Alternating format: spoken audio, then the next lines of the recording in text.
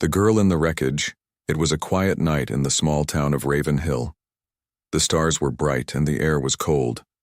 Leo, a young man in his early 20s, was walking home through the forest path like he did every evening. He liked the peace, the sound of leaves and the cool wind on his face. But that night something strange happened. A loud noise broke the silence. A sound like thunder, but deeper. The sky lit up with a flash of blue light. Leo stopped and looked up. Something was falling from the sky. It wasn't a plane. It looked like a ball of fire heading straight into the forest. A few seconds later, he heard a crash. The ground shook. Birds flew away, screaming. Leo's heart started beating fast. He ran toward the sound, pushing through trees and bushes. When he reached the crash site, he saw smoke rising between the trees. Something metallic and broken was lying in a small clearing. It was not a car, and not any kind of aircraft he had ever seen. It looked like a small spaceship, silver, sharp-edged, and glowing with faint blue lights. Leo took a step back. "What is this?" he whispered. Suddenly, he heard a weak sound. A cry. Someone was inside. Without thinking, he ran closer. One side of the ship was cracked open. Inside, everything was dark, except for one blinking red light. He climbed in slowly. "Hello?" he called. There was no answer. Then he saw her, a girl, lying on the floor, barely moving. Her skin was pale with a soft silver glow. Her hair was white like snow and her clothes were torn. She looked human, but not fully. Her eyes opened slowly, and they were large, shining like stars. She tried to speak, but only a soft sound came out. She was hurt. Leo didn't know what to do, but he knew he couldn't leave her there. "I'm going to help you," he said. "Don't be afraid." He picked her up carefully. She was light, too light for a normal human. As he carried her out of the wreckage, she whispered one word. "Hide." Back at his cabin, Leo laid her on his couch. He got a blanket, some water, and tried to clean the cuts on her arms. She opened her eyes again. Where am I?" she asked, her voice weak. "You're safe," Leo said. "My name is Leo. I found you in the forest. Your ship crashed." She nodded slowly. "Thank you. What's your name?" Leo asked. She paused. "Z." "Are you human?" Z didn't answer. Instead, she looked out the window. Her face changed. She looked scared. "They are coming," she whispered. "They saw me fall. They will find me." Leo's eyebrows pulled together. "Who's coming?" "Hunters," she said. "They are not from my world, and not from yours." Leo felt a chill run down his spine. "Why are they after you?" Z looked into his eyes. "Because I escaped. And because I know something they don't want anyone to know." Outside, the night was quiet again, but it felt different now. Leo looked up at the sky. Somewhere out there, something was watching, waiting. Z closed her eyes and whispered something in a language Leo didn't understand. Her skin glowed faintly again, and for a second, the air around her shimmered. Leo sat beside her, unsure of what he had just brought into his home. But deep inside, he knew one thing: his life would never be the same again. A girl with no name. The next morning, Leo woke up early. The forest outside was still. The sky was cloudy, and everything felt heavy and strange. He quietly walked to the couch where Z was sleeping. She looked peaceful now. Her silver skin was no longer glowing, and the cuts on her arms were healing fast, faster than any normal person could heal. Leo watched her, full of questions. Who was she really? And why were hunters after her? As he stood there thinking, her eyes opened. She sat up fast, alert like a soldier. Her eyes looked at the door, then at Leo. "It's morning," she said. Leo nodded. "You're safe here?" "For now," she said softly. Leo tried again. "What's your real name?" She looked away. "I don't remember. You don't? No. I don't think I have one anymore. Leo could see something in her eyes. Fear. And something else. Pain. Okay, he said. I'll call you Z, like you said. After a while, Z stood and walked outside. Leo followed her. She looked at the trees, the sky, the birds. Everything was new to her, and yet it seemed familiar. Do you remember anything?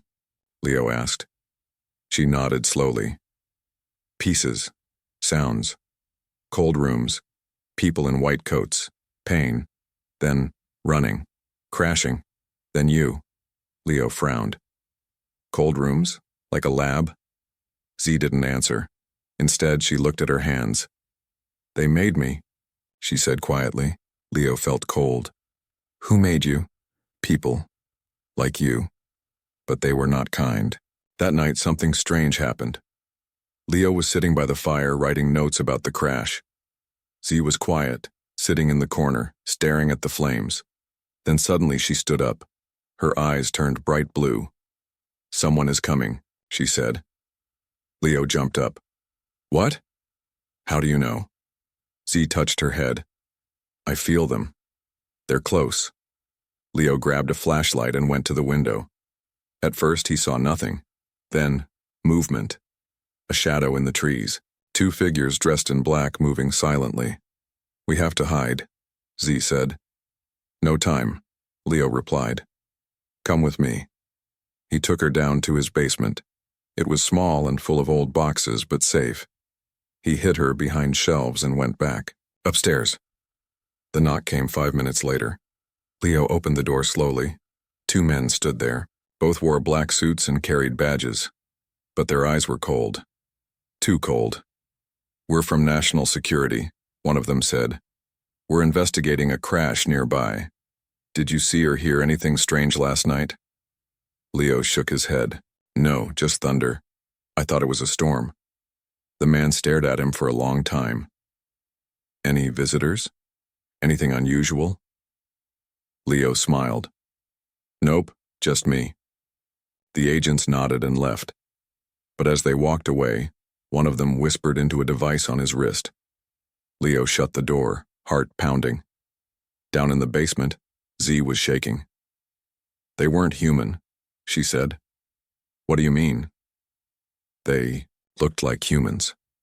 But their eyes, their voices. I know those voices. What are they? Hunters, she whispered. They wear human skins. But inside, they are machines. Sent to find people like me. Leo stepped back.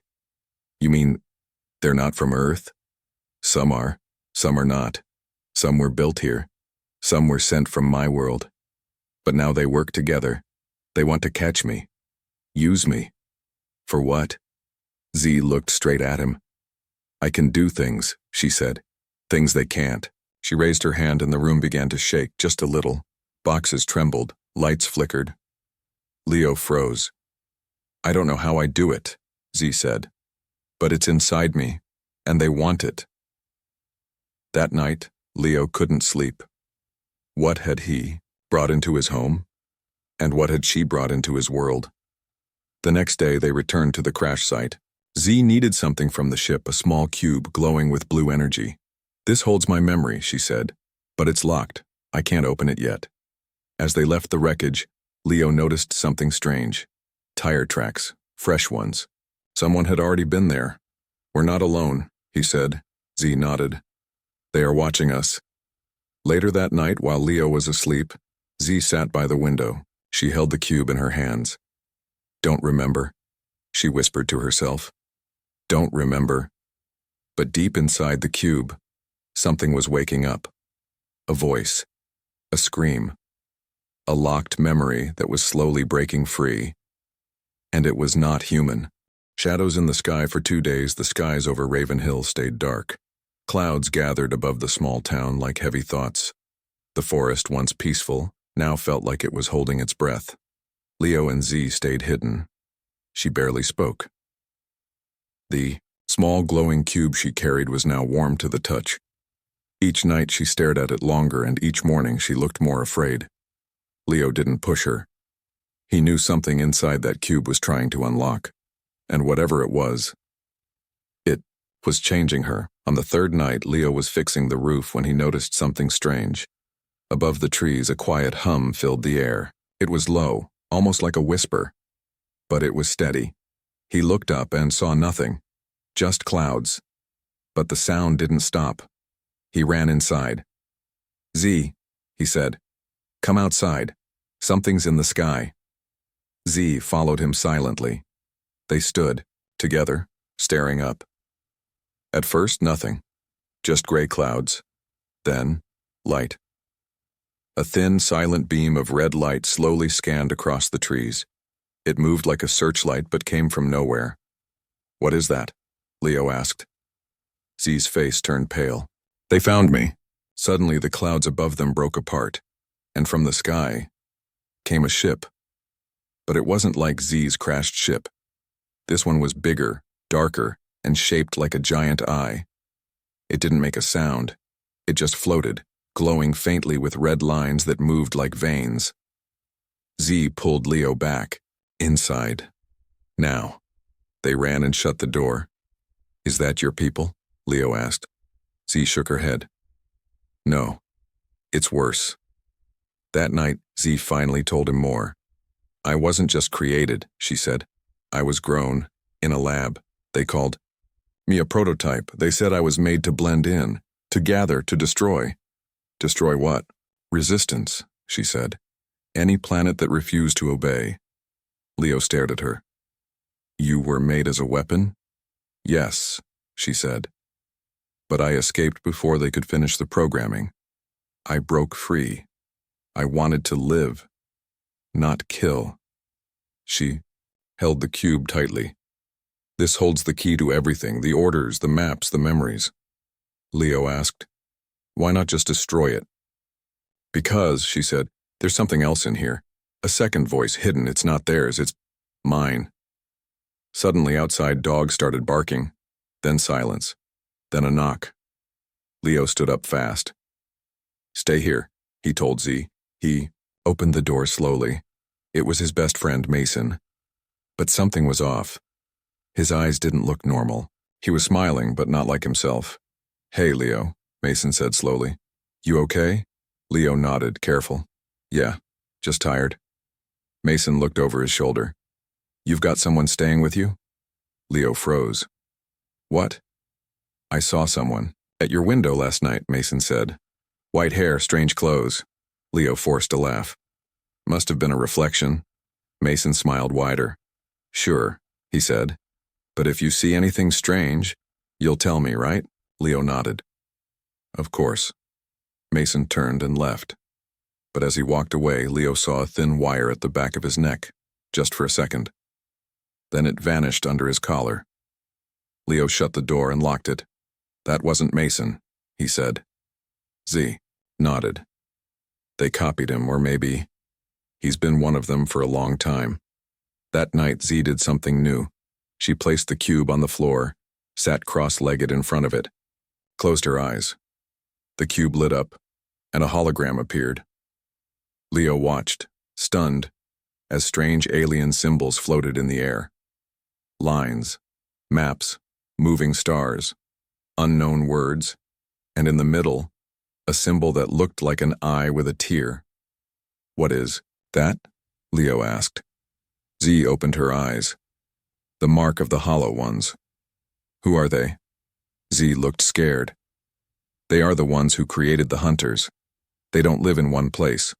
They live between stars. They send machines to prepare planets, to clean them, to erase anything that resists." Leo's hands turned cold. "Are they coming here?" Z looked at him and didn't answer. Just before dawn, Leo had a dream. He was standing in a field. The sky was full of black ships. The ground was burning. He saw Z, but she looked different.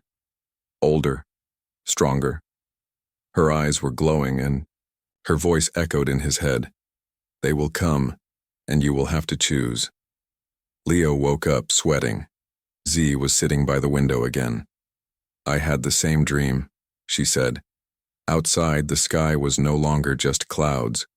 It was watching. The secret. Memory. The sky over Raven Hill no longer felt like a sky. It felt like a lid, slowly closing. For days, Leo and Z stayed hidden.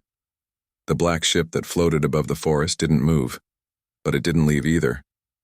It was like a shadow stuck in the sky. Silent. Patient.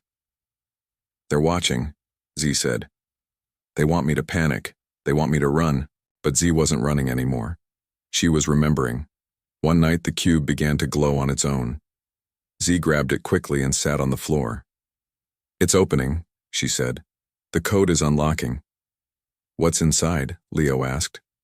Z looked at him. The truth. The cube hovered above the ground. It spun slowly at first, then faster. Lines of light rose from it like roots from a tree, then formed a sphere, glowing with shifting images. Leo stepped closer. What is this? Z touched the light, and suddenly, they were inside the memory. They stood in a cold, white room. Glass, walls, silent machines, a red light blinking slowly overhead. The air smelled of metal and something dead. Leo looked around. Where are we? My beginning, Z whispered. Inside the room, a group of people in white coats stood around a glass pod. Inside it, a girl. Pale skin, silver eyes, tubes in her arms. Eyes closed. It was Z, but younger, weaker, lifeless. Leo's heart sank. They built you here? No, Z said. They grew me here. A voice echoed across the room, clear and sharp. Subject Zeta 9 ready for stage 5. Weapon test begins in 60 seconds. A metal wall opened. A robot stepped in holding a weapon. The scientists watched calmly. Then, they woke Z up. Her eyes opened. She screamed. And the entire room exploded. The robot flew back into the wall. Machines caught fire. Lights burst. The scientists ran, but Z floated. Her body lifted into the air, glowing with white-blue light. The memory faded. Leo and Z stood in darkness now. They were trying to force me to kill, she said. They tested me again and again. Each time stronger. Each time less human. Leo's voice was quiet. How did you escape? Z raised her hand. Another memory began. A night. Rain pouring outside a dark facility. Alarms ringing, soldiers running. Inside, Z ran down a hallway holding the cube. Her eyes were wild, her clothes burned and torn. A door exploded open ahead, and then a woman appeared. Not in a lab coat, not a soldier. Someone different. She grabbed Z's hand. You're not a weapon, the woman said. You're the key. Go. Don't let them finish the project. Don't let them find Earth's seed. Then she pushed Z into a pod. It launched into the sky, and the memory ended. Back in the cabin, the cube dropped to the floor. The lights went dark. Z sat still, breathing fast. Leo didn't speak. He couldn't. Who was that woman? He finally asked. Z looked at the floor. I don't know. I only remember her eyes and her voice. Leo thought for a long time. What? Did she mean, don't let them find Earth's seed? Z said nothing. Then she stood and walked to the window. Leo, she said, they didn't just build me to fight, they built me to find something. Something buried on this planet, something very old, something they couldn't find themselves. Leo stepped closer. Like a weapon? No, Z whispered. A door. The next morning, things got worse. Leo's cabin was broken into while they were gone hunting for food. The door had no signs of force, but everything was touched, moved, searched. The cube was still hidden, but barely. On the wall, written in dark red ink, was a single word. Run. Leo stared at it for a long time. Z touched the ink and smelled it. Not ink, she said. Not paint, memory blood. Memory what? They use it to mark targets. It's part machine, part organic. It records everything. Our faces, our scent, our location. Leo's stomach turned. So they're coming? Z looked up at him. No, she said. They're already here. That night, as they planned to leave, Leo stopped her. Wait. I need to know. What happens if they get you? What's at stake? Z looked tired, old in a way. If they take me, she said, they'll unlock the final command. The signal will go out to every hunter ship waiting in orbit. Then the hollow ones will come, and they will cleanse this planet. Cleanse? How? Z looked him in the eyes. Burn it, rebuild it, repopulate it. Leo was silent. Then he said, then we don't run. Z blinked. What? We fight, Leo said. You're not a weapon anymore, but maybe, together, you can be a shield. Z didn't smile, but her eyes glowed, just a little. Outside, the black ship moved for the first time in days. Not away. Closer. The hunters arrived. The forest was no longer silent. Birds had vanished. The wind didn't blow. And the trees, once tall and proud, now looked like they were holding their breath. Something was coming. Leo could feel it in his bones. He stood outside the cabin with Z beside him. They had packed everything. The cube, the maps, their food. But it didn't matter anymore because the black ship was no longer watching from above. It was descending. We don't have time, Leo said. Z nodded. They're deploying. They won't talk. They won't chase. They'll erase. Then we fight, Leo whispered. They ran to the old mine, an abandoned place deep in the hills. No one went there anymore. But Leo remembered it from his childhood. It had tunnels, tight paths, and a hidden way out. It would buy them time. I don't want to hurt anyone, Z said as they ran. But if I don't stop them, then they'll hurt everyone else, Leo finished. Inside the mine, the air was thick and cold. Water dripped from the rocks. The ground was rough and unstable, but it was a place they could disappear. Z placed the cube on the ground. This is our only chance, she said. If I connect my mind to it fully, I might unlock everything, but it could destroy me. Leo looked at her. What do you mean, destroy? My mind isn't ready, Z said. They built limits, safety blocks. If I break them, I'll remember who I was supposed to be. And that person, Leo asked, isn't you? Z's voice trembled. No, she's something worse. Outside, the ship landed silently in the clearing. A soft click, click, click echoed as the back opened, and from the red mist, they came. The hunters, not human, not machine, something between. Their skin looked smooth and plastic, their eyes, empty sockets glowing red. They moved without sound, in perfect formation. 6 of them. Tall, fast, unstoppable. One of them stopped and touched the ground. A soft hum spread out across the earth. It found heat. It found footsteps. It found Z.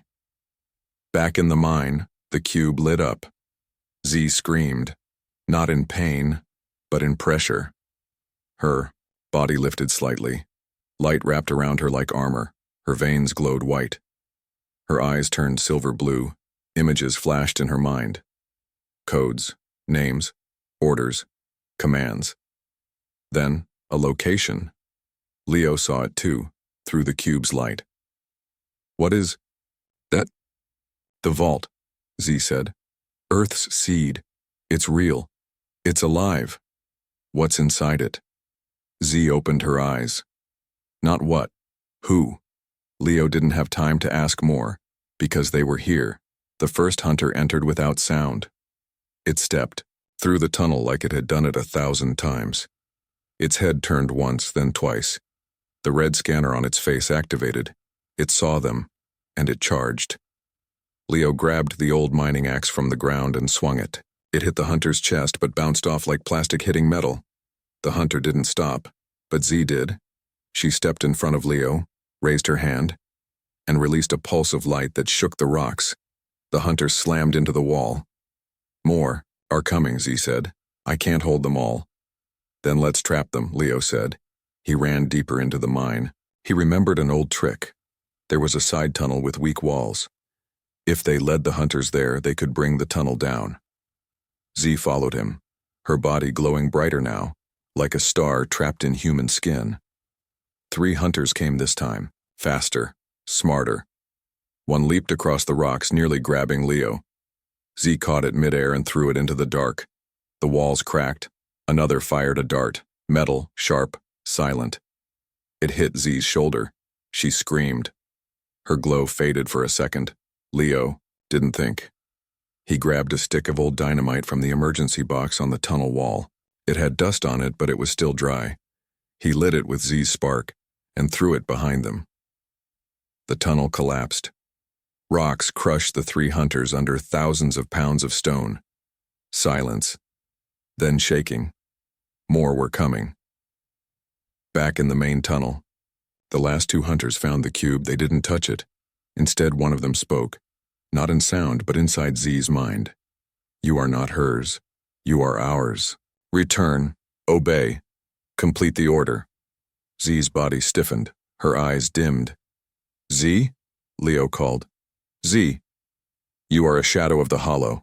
Come back. Z trembled. Her voice broke. I can't. Leo stepped between her and the hunters. You don't belong to them, he said. You're not a shadow, you're light. You saved me, now let me save you. And he did something the hunters didn't expect. He touched the cube too. For a moment, everything went white. Leo's mind exploded with images. Stars, machines, burning cities. Z as a child. Z as a weapon. And Z crying, alone, in a cold lab. Then he saw something else. A door buried beneath Earth's oceans. Ancient, locked, alive. And a voice inside it whispered, she is the key. He is the choice. Leo gasped and fell to the floor. When he woke up, the hunters were gone. So was the cube, but Z was there. They're afraid now, she said. Leo coughed. Of you? Z shook her head. Of us.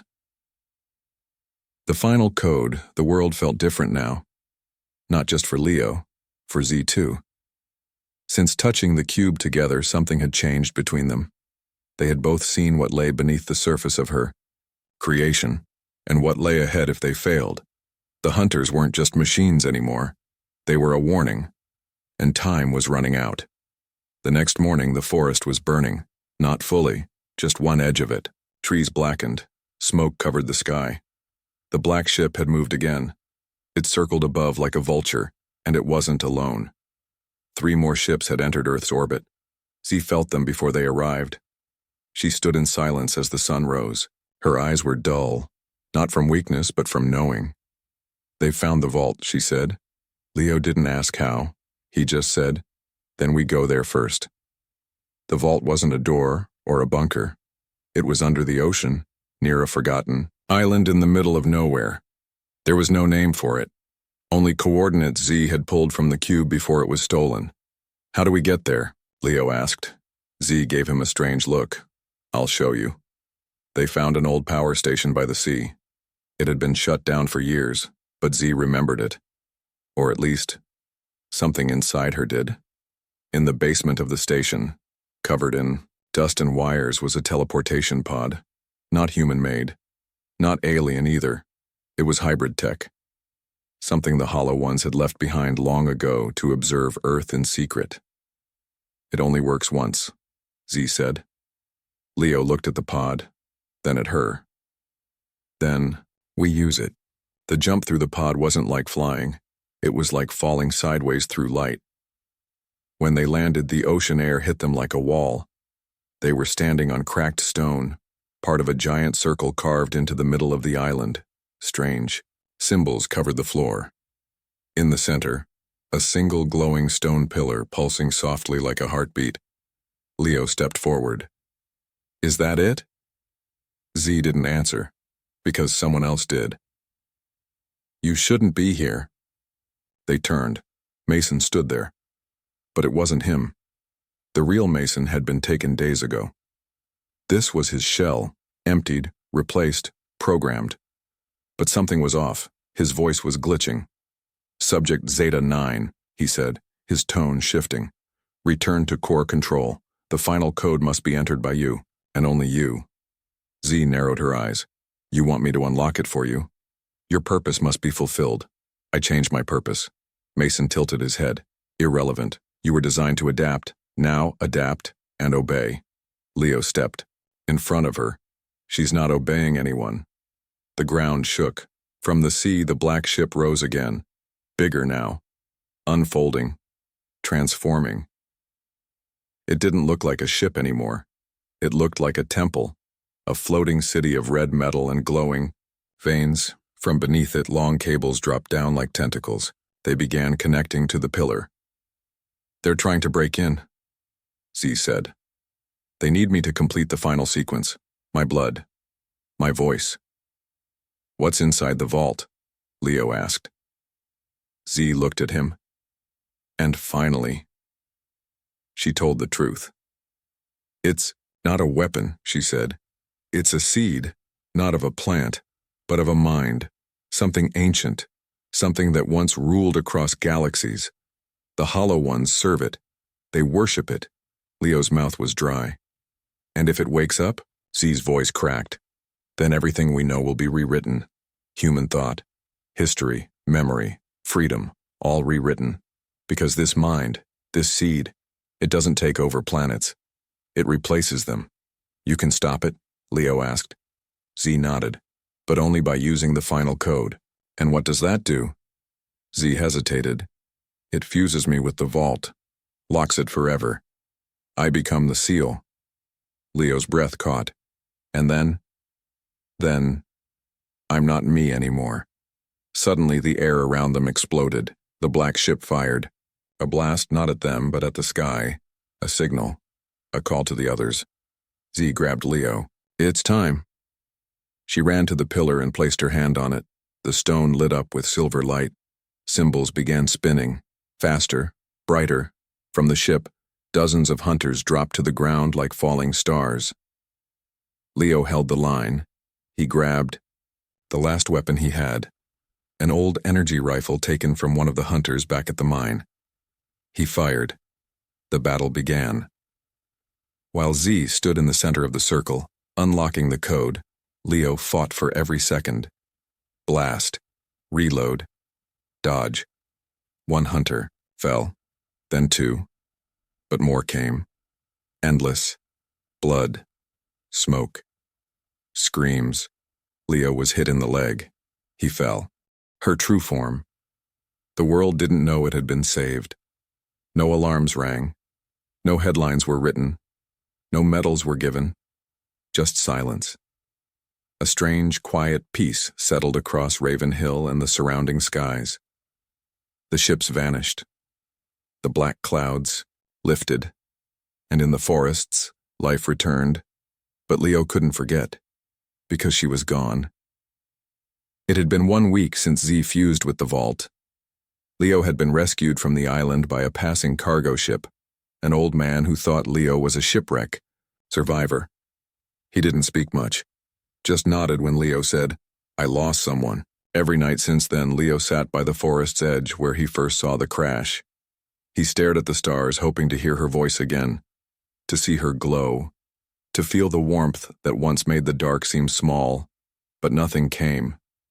Just wind, just silence until the 11th night. Something flickered in the sky just for a second, like a blink of light or a shooting star that paused. Leo stood up. The air around him felt thick, like static. Then, he heard it. Not a voice, not a sound, a feeling. Deep in his chest, something buzzed. His pocket grew warm. He reached inside. The cube. He had forgotten it was still there, damaged, dark, cracked. But now, it was glowing again, very softly. Leo brought it home and placed it on the table. He stared at it. "What are you?" No answer, just light. Then, slowly, a soft blue shimmer rose from it. A shape, a face. Her face. Z. But not her, younger, softer, confused. The hologram looked around. Where am I? Leo's breath caught. Z? The face turned toward him. Do you know me? She asked. Leo didn't know what to say. His heart raced. Yes, he whispered. I knew you. She tilted her head. I'm not her. I'm just a piece. The cube had saved part of Z, not her body, not even her full mind, just a fragment, a backup, a seed of memory, hidden in the system in case everything else was lost. And now it had found its way back. Leo stared into her eyes. They weren't glowing. They weren't powerful. But they were curious. Innocent. Human. Do you remember anything? He asked. The face blinked. I remember a boy, fire, fear, and choice. She looked sad. Was it the right choice? Leo closed his eyes. It saved the world. The hologram paused. Did it save me? He didn't answer. Days passed. Leo began to build something, a quiet lab, small, hidden, with books, data, power cells. He studied the cube, talked to it, listened, and slowly, piece by piece, Z learned again, not as a weapon, not as a project, but as someone becoming. One night, the cube said something new. They're still out. There. Leo turned. Who? The hollow ones. The vault was sealed, but only this one. They have others. On other worlds. So they'll come again? The cube glowed slightly brighter. Not today, but yes, someday. Leo nodded, and then smiled, just a little. Then next time, he said, we'll be ready. Somewhere far beyond Earth, in the cold space between stars, something stirred. Shape. A signal. A response. Target lost. Vault sealed. But the key. Lives. And deep within the black sea of stars. A second mind awoke. Searching. Waiting. Watching. The end. For now.